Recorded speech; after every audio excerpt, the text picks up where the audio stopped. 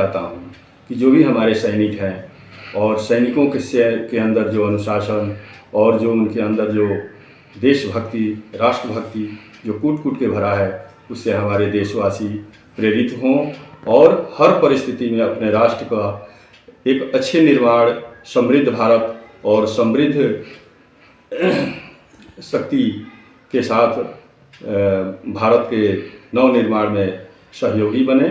और उनको मैं हृदय से बहुत बहुत बधाई देता हूँ।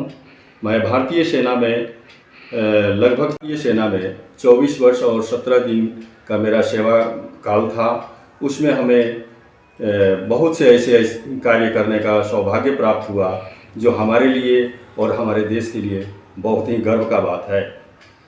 जैसे 10 अगस्त 1996 को मुझे भारतीय सेना के द्वारा कार्य थी नौगांव सेक्टर में हमें आतंकवादियों के इन्फिल्ट्रेशन के दौरान हमें सेवा का मौका दिया गया।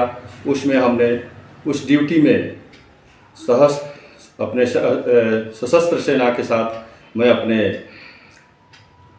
साथियों के साथ हमने जा कर के और आतंकवादियों के साथ हम लोग को सूचना था कि वे हमारे देश में इन्फिल्ट्रेशन कर रहे हैं और हमारी सेना की टुकड़ी जा कर के उनके साथ फिर फाइटिंग किया, जिसमें हमने 2 आतंकवादियों को मार गिराया था।